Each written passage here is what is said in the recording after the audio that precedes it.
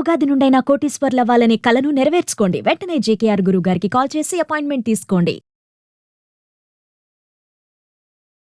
నమస్తే రమ్య గారు. నమస్తే జయ. ఏదైనా మంచి స్టోరీ చెప్తారండి? పాత చందమామ కథ ఒకటి చెప్తాను. మాషీద రాజ్యం అని ఒక రాజ్యం అట. దానికి సారంగధరుడని ఒక రాజుగారు ఉన్నారు. ఆయనకి 2 కొడుకులు, ధవళకాంతుడు, ప్రవాళకాంతుడు అని. మంత్రి గారికి ఒక పాప ఉంది, రత్నావళి అమ్మాయి పేరు. ఈ రత్నావళి ధవళకాంతుడు చిన్నప్పటి నుంచి కలిసి పెరిగారు. ఓకే. మెల్లిగా పెళ్లి చేసుకుందాం అనుకున్నారు. పిల్లలు పెద్దవాళ్ళు అయ్యాక ఒకే ఏజ్ వాళ్ళు ఏం కాదు, ఒక 4-5 సంవత్సరాల వారం, కానీ చిన్నతనం నుంచి స్నేహం ఉంది. సరే, అందరూ హర్షించారు, సరే అన్నారు. వివాహ ముహూర్తం కూడా నిశ్చయించుకున్నారు. ఒకనాడు యాహ్యాళ్ళకని అతను అటు ఇటు తిరుగుతూ సమీపంలో ఉన్న ఒక చిట్టడివి వైపుకి వెళ్తే అక్కడ ఒక పాము కాటేసిందట అతన్ని.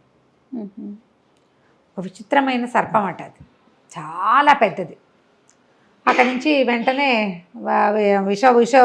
విషహారాలైన రకరకాల మందులు అవి ఇవి అన్నీ వేసి విషం కక్కిచ్చేశారు. కానీ ఒక్క బిందువు సూదిమోనంత ఉండిపోయిందట అతని ఒంట్లో. క్రమంగా శరీరం నీలంగా అయిపోయింది. కంటి చూపు మసకబారి దుర్వాసన వచ్చేదిట అతని దగ్గర నుంచి. 4-5 రోజుల్లో రంగు మెల్లిగా మారి జబ్బును పడిపోయాడు. కళ్ళు కూడా కనపట్టాల. ఇక ఎన్ని రకాల వైద్యాలు చేసినా నార్మల్ కాలేదు పాపం. అయితే వీళ్ళని ఈ ఊళ్ళో కాకుండా పై ఊళ్ళ నుంచి ఎక్కడెక్కడెక్కడెక్కడెక్కడో ఈ విషహారాలైన మందులు తెప్పించే క్రమంలో చాలామంది వైద్యుల్ని తెప్పిస్తే వాళ్ళు ఏం చెప్పారంటే, అదేదో అడవి, వీళ్ళకి చాలా దూరం అమృతవల్లి అని ఒక ప్రత్యేకమైన ఒక మూలిక ఉంది.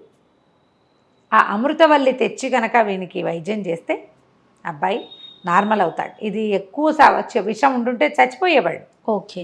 ఒక్కటి సూదిమోన ఆనినంత విషం, అది ఘట సర్పం అనేది ఒక ప్రత్యేకమైన సర్పం.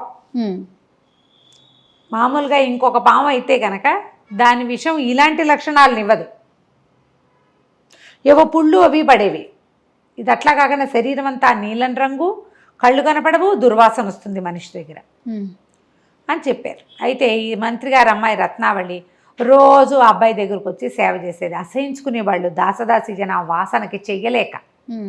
పాపం అమ్మాయి మాత్రం ముక్కు గుడ్డ కట్టుకుని, నేనే చేసుకుంటాను, నేను ప్రేమించాను, పెళ్ళయ్యాకైతే నేను ఏం చేసేదాన్ని అని చెప్పి ఆ అమ్మాయి దగ్గరుండి చేసేది. ఆ గుడ్డి కన్ను ఊరు బాగా ఇదైపోయింది, చూపు తగ్గిపోయింది. అయినా కూడా తన దగ్గరున్నది రత్నావళిని తెలుసుకున్నాడు. నువ్వు వద్దు వద్దు అన్నా ఆ అమ్మాయి ఒప్పుకునేది కాదు. ఇలా అతని సేవ చేసేది. సైనికులు దాసదాసి జనం అంతా అమ్మాయి అనుకున్నారు. బయట నుంచి అందించేవాళ్ళు కానీ దగ్గరికి వెళ్ళేవాళ్ళు కాదు, ఆ వాసన భరించలేక అతని నుంచి మనకేమైనా వస్తుందన్న భయంతో. అయితే ఈ అమృతవల్లి అనగానే ఊరంతా చాటించారు. అమృతవల్లిని తెచ్చిపెడితే కనుక వాళ్ళకి ఎంతో భాగం రాజ్యం ఇస్తామని, 100 ఎకరాల పొలం ఇస్తామని, చిన్న సామంత రాజ్యం ఇస్తామని. ఎవరు రాల. అయితే రాజుగారి అబ్బాయి, రెండో అబ్బాయి ప్రవాళకాంతుడు అన్నాడు, నాన్న ఎవరూ రావటం ఏంటి, అన్నయ్య కోసం నేనే ప్రయత్నం చేస్తాను, నేను వెళ్తానన్నాడు. రాజకుమారుడిని ఒకడేమో ఇలాగ పాము గరిచి ఈ రకంగా ఉన్నాడు. రాజవ్వాల్సిన రెండోవాడు కూడా, ఇప్పుడు ఇతనికి ఏదైనా అయితే రాజవ్వాల్సిన రెండోవాడు, వాడు కూడా వెళ్తానంటుంటే ఏం చేయాలో తెలియలా. అన్నయ్య మీద ఉన్న అతని ప్రేమకి, అమ్మయ్య అన్నయ్య అడ్డు దొరికిపోయింది, రాజ్యం నాదే అనుకోకుండా అంత నిస్వార్థంగా పిల్లవాడు వెళ్తానంటుంటే సంతోషించారు. బయలుదేరాడు. రత్నావళేమో ధవళకాంతుడికి సేవ చేస్తుంది, ఈ ప్రవాళకాంతుడేమో బయలుదేరి వెళ్ళాడు. అదొక అడవి, కొన్ని గుర్తులు చెప్పారు. ఈ అడవి అది దాటిన తర్వాత ఒక నది వస్తుంది. దాని తర్వాత ఈ అమృతలత దొరుకుతుంది. దానికి ఒక ప్రత్యేకమైన ఆకులు, అవి గుర్తు రాసిచ్చారు, ఇట్లా ఇట్లా ఉంటుంది అని. ఈ అబ్బాయి వెళ్ళగా ఎట్లాగో ఒక 5-6 రోజులకి ఆ అడవిని చేశాడు. ఇంకా కొంత దూరంలో ఆ నదీ తీరం ఉందనగా ఒక పెద్ద చెట్టు కింద విశ్రమిస్తే 2 గండభేరుండ పక్షులు ఉన్నాయి ఆ చెట్టు మీద. పెద్ద సైజు గద్దలు అన్నమాట. ఆడగద్ద ఏడుస్తోంది. ఎట్లా కాపాడాలి పిల్లల్ని, ఆ గుడ్లు కాస్త పిల్లలు ఇవాళో రేపో పిల్లలు అయిపోతాయి, ఆ ఘటసర్పానికి పిల్లలైనాయని తెలిస్తే పిల్లల్ని బతకనివ్వదు, మన జాతి ఇట్లా మనతోటే అంతరించిపోవాలా, ఘటసర్పానికి పిల్లలు అయ్యేదాకా చూస్తుంది, పిల్లల్నే తినేస్తుంది, అది మన జాతి మనతో అంతరించిపోతుంది. ఇప్పటికి ఎన్నిసార్లు కాపాడినా పిల్లల్ని కాపాడుకోలేకపోతున్నాము, మనకా వేరే దారి లేదు, మనని భరించగలిగే చెట్లు ఇక్కడే ఉన్నాయి. పెద్ద చెట్లు కావాలి వాటికి. ఆ గూడు కూడా బాగా పెద్దది, వాటి గూడు అంత గూడు పెట్టడానికి సరిపడా చెట్టు ఉండాలి కదా. అవును. ఈ పక్షులు వచ్చి వాళ్తే చెట్లు కదిలిపోతాయి. ఇవి ఎంత పెద్దవో, 20 ఇంతలు ఉంటుంది ఒక గద్దకి అది. అయితే ఏడుస్తుంటే మగ పక్షి చెప్తోందనమాట, ఈ ఘటసర్పం మామూలుది కాదు, ఇదే కాదు రాజకుమారుని కూడా కాటేసిందిట, అతను ఇవాళో రేపో అన్నట్టుగా ఉన్నాడు.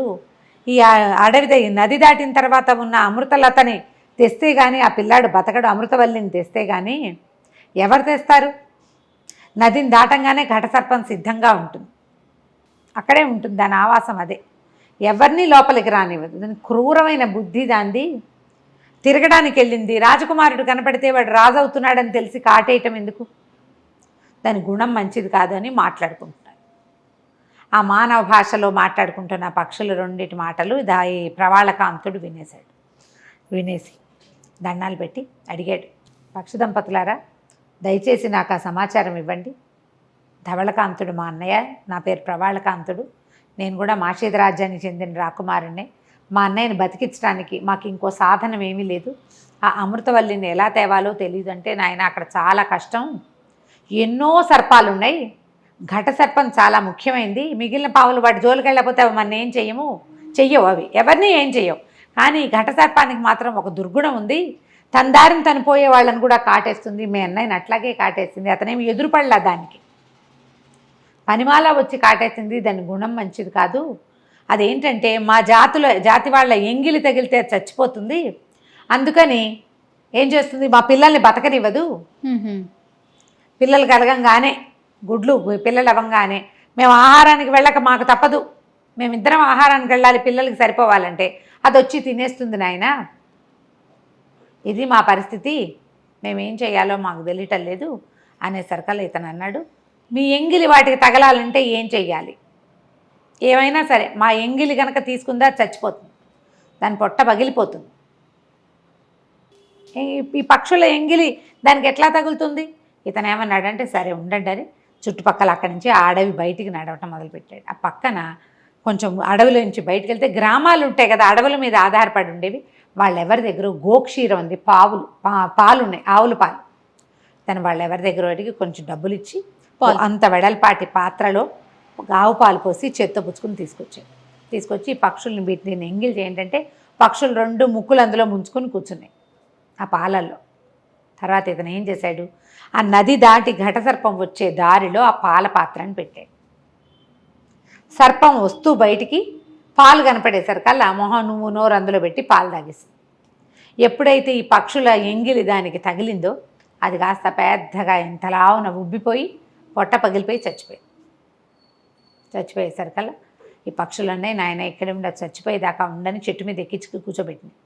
పాము చచ్చిపోయాక దాని తల దగ్గర చూడు ఒక రకమైన మణి లాంటిది ఉంటుంది, చీల్చు దాన్ని, కొంత మటుకు పొట్ట దగ్గర పగిలిపోయింది, మొహం దగ్గర చీల్చు, తల దగ్గర చీలిస్తే మణి దొరుకుతుంటే చచ్చిపోయిన ఘటసర్పాన్ని అలాగా దాని కూరలు తగలకుండా చేసుకోమన్నారు. విషం ఉంటుంది, అలాగా పైవైపు నుంచి కట్ చేస్తే ఒక అంత మణి, నీలం మణి, నాగమణి అంటారు కదా, ఈ మణి మహత్యమే ఈ కథ పేరు. ఆ మణిని దగ్గర పెట్టుకో, దీంతో చాలా ఉపయోగం ఉంది, ఈ మణిని పట్టుకో. మేమేం చేస్తామంటే నువ్వు ప్లాన్ చెప్తాము, మా రెక్కల చప్పుడు అవి వచ్చిందా సర్పాలు ఉద్రేకపడతాయి, మేము అక్కడికి రాకూడదు, మేము ఆకాశంలో తిరగచ్చు, కిందకి రాకూడదు, నిన్ను దింపాలి అంటే మేము అక్కడికి రావాల్సి వస్తుంది, అందుకని అట్లా చేయొద్దు. ఈ మర్రి ఊడల్లో ఒకదాని వెడల్పుగా ఉన్నదాన్ని ఒకదాన్ని కొయ్యి,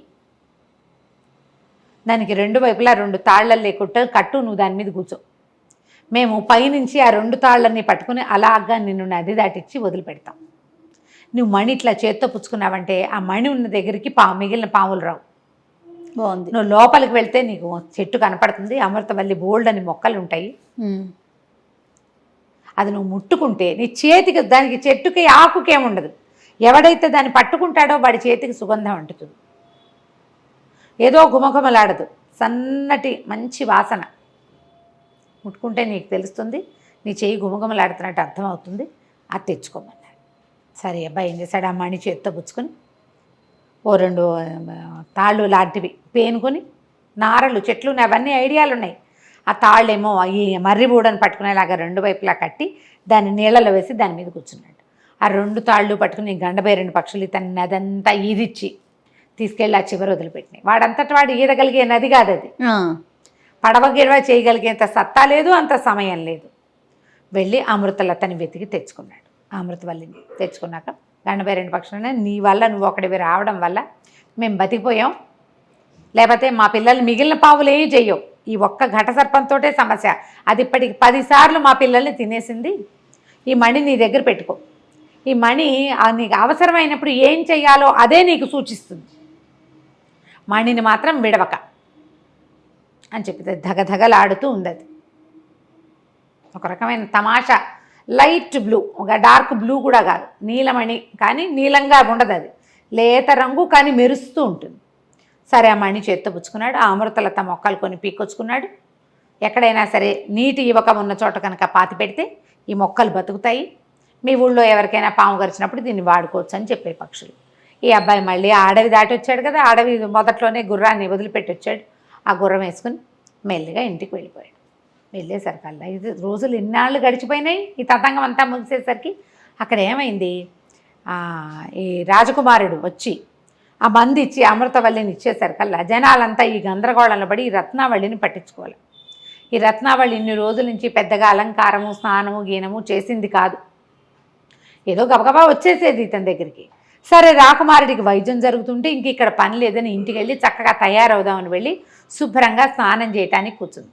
స్నానం చేస్తుంటే తెలిసింది ఆ అమ్మాయికి ఇలా విషంతో బాధపడుతున్న వాడి దగ్గర ఉండేసరికి ఒంటి మీద మచ్చలు వచ్చేసింది, మొహమంతా మచ్చలు, కళ్ళు గుంటలు పడిపోయి జుట్టు ఊడిపోయింది, అందవికారంగా అయిపోయింది. ఆ అమ్మాయి భయపడి ఇక ఇతన్ని ఏం పెళ్లి చేసుకుంటానని, పోనీ బతికేడు కదా, బతుకుతాడు, తమ్ముడు ఎలాగూ తెచ్చేసాడు కాబట్టి ఎవరో రాకుమార్తె నుంచి పెళ్లి చేస్తారు, ఈ వికృతాకారంతో నేనేం చేస్తానని ఆ అమ్మాయి వెళ్ళిపోయి ఏం చేసింది, ఒక దేవతా మందిరం దగ్గర బయట ఒక చెరువు ఉంది, అక్కడ కూర్చుని భిక్షుకిగా మారిపోయింది. ఇంట్లో కూడా చెప్పలా ఇంకా. అయ్యో. సరే ఈ అమృతవల్లిని తెచ్చాక ఇదంతా నూరారు, దాంతో నోట్లోకి మందు, ఒంటి మీదకి పూతక మందు అన్నీ చేసేసరికల్లా 2 రోజుల్లో ధవళకాంతుడు కోలుకున్నాడు. కంటి చూపు బాగా కనపడేసరికల్లా రత్నావళేది అని అడగటం మొదలుపెట్టాడు. అప్పుడు చూసుకున్న రత్నావళేది, ఈ ప్రవాళకాంతుడు వచ్చిన రోజునే ఆ అమ్మాయి మాయమైంది. వాళ్ళ ఇంటికి కబురు చేస్తే మా ఇంట్లో లేదు, రాజభవనంలో ఉందనుకుంటున్నామన్నారు వాళ్ళు. అక్కడ లేదు, ఇక్కడ లేదు. అక్కడి నుంచి ఈ అబ్బాయి వెతకటం మొదలుపెట్టాడు. దొరకపోయేసరికల్లా అబ్బాయి ఏడ్చేసి, నాకు రాజ్యం వద్దు, నేను రాజును గాను, మీ తమ్ముడిని రాజుని చేసుకోండి, నేను రాజ్యం తీసుకోను, ఈ దేవతా మందిరం దగ్గర ఒక పెద్ద చెరువు ఉంది కదా, కొలం లాంటిది, నేను అందులో ప్రాణత్యాగం చేస్తాను, అందులో రాముడు సరయూ నది ప్రవేశం చేశాడు, సీతాదేవి లేక నేను కూడా అంతే, రత్నావళి లేకపోతే నేను కూడా నది ప్రవేశం చేసేస్తాను అని చెప్పి ఏడ్చుకుంటూ వెళ్ళిపోయాడు అతను. అమ్మాయి వల్లే బతుకున్నా, లేకపోతే నేను బతుకుండేవాడిని కాను, అది ఏమైపోయిందో తెలీదు అని బాధపడుతూ వచ్చాడు. అయితే ఏమైంది, ఈ ప్రవాళకాంతుడు అన్నయ్య ఆత్మహత్య చేసుకోబోతున్నాడని అతను కూడా పరిగెత్తుకుంటూ వచ్చాడు. ఆ చెరువు దగ్గర నిలబడేసరికల్లా ఈ అమ్మాయికి అక్కడే భిక్షాం ఎత్తుకుంటూ కనుంది కదా, ఈ నీళ్ళలోకి దూకపోతున్న ధవళకాంతుడు, అయ్యో ఎందుకు దూకేస్తావు, ఆరోగ్యంగా అయ్యావు కదా, వద్దు అనేసరికి అప్పుడు చూశాడు ఈ మొహం నిండా మచ్చలు, మొహం అంతా పాడైపోయింది, జుట్టు అంతా ఊడిపోయింది. ప్రవాళకాంతుడు కూడా వచ్చాడు. వస్తే ధవళకాంతుడు అన్నాడు, నువ్వు అందగా లేకపోయినా పర్వాలేదు, నీ ప్రేమే నాకు కావాలి, నేను రాజును అవ్వను, తమ్ముడికి ఇచ్చేద్దాను రాజ్యం అని చెప్పేసరికి ఇతను రాజ్యం తీసుకోవచ్చు. కానీ అతనికి ఏమనిపించింది, ఎందుకో ఒక ఊహ వచ్చింది, ఈ దట్టిలో పెట్టుకున్న మణిని తీస్తే నల్లగా అయిపోయింది. ఇదేంటి, మనం ఒక రకంగా చూసాం దీన్ని, దాన్ని తీసి అన్నయ్య చేతిలో పెట్టాడు. అన్నయ్య చేతిలో కూడా నల్లగానే ఉండదు. అప్పుడు అతనికి ఏమనిపించిందంటే, ఈ మణి మెరవాలంటే ఎవరి చేతికో ఇవ్వాలి, చెప్పింది కదా పక్షి, మణే నీకు సూచిస్తుంది అనేది. రంగు మారిపోయింది, ఆ అమ్మాయి దగ్గరికి రాగానే కలర్ మారిపోయింది. ఇతను ఏం చేశాడు, ఆ మణిని ఎత్తి ఆ అమ్మాయి చేతిలో పెట్టాడు. పెట్టంగానే మొత్తం మచ్చలన్నీ తగ్గిపోయినాయి ఒక్క దెబ్బకి. ఈ మణి మళ్ళీ మెరవటం మొదలుపెట్టింది. అది విషం వల్ల వచ్చిన సమస్యల్ని దూరం చేస్తుంది. అది ఎక్కడుందో అక్కడ విషం కానీ సర్పం కానీ దాని దరిదాపులకు రావు. ఆశ్చర్యపోయారు, ఇదేంటి ఇంత మార్పు వచ్చిందని ప్రజలంతా ఆశ్చర్యపోయారు. అక్కడి నుంచి ఆ మణిని తీసుకుని కళ్ళకద్దుకుని దాచుకున్నాడు. అన్నయ్యకి బుధనికి చెప్పాడు, మీ ఇద్దరు ఒకళ్ళ కోసం ఒకళ్ళు పుట్టారు, మీ అదృష్టం వల్లే ఇంత పని జరిగింది, ఇంత నేను తేగలిగాను, ఈ మణి కూడా లభించింది, వివాహం చేసుకోండి, రాజ్యం చేసుకోండి అని గట్టిగా చెప్పాడు. యువరాజు పట్టాభిషేకం చిన్నవాడికి చేసి పెద్ద అబ్బాయిని మహారాజుని చేశారు. కలకాలం కలిసి ఉన్నారు. మణి మహత్యం. చాలా బాగుంది రమ్య గారు. నమస్తే. నమస్తే.